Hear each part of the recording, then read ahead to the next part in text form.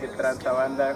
Yo soy Uriel Medina y hoy les traigo el primer bike check de Hoodlight BMX2. Bueno, vamos a comenzar con la parte del freno.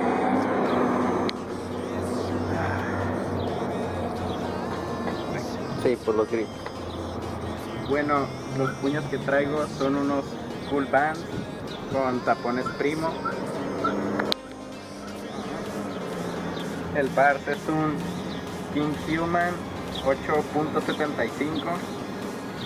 El stem es un SIM Redneck XL Front.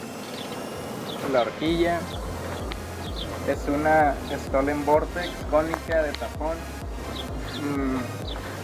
El aro delantero es un Salt Summit. La masa delantera es una Odyssey Bandero. Ir a un Pro Biker.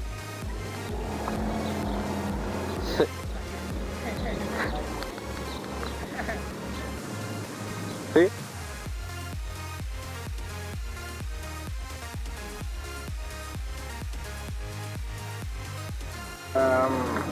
El frame es un Caro SDB2 Mid 21.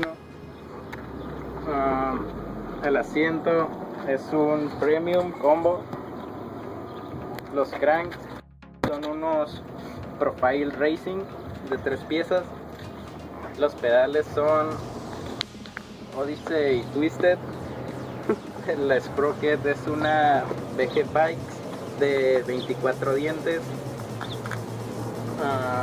Las tapas de los paleros del centro son unas Colony.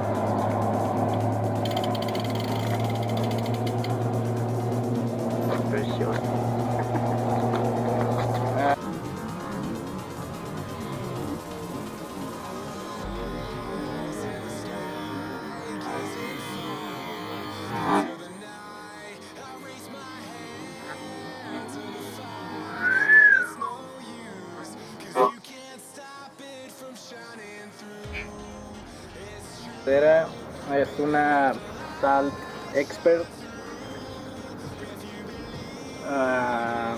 Y el par de llantas son unas PSD. Y el protector trasero es un Primo. Y la cadena es una KMT.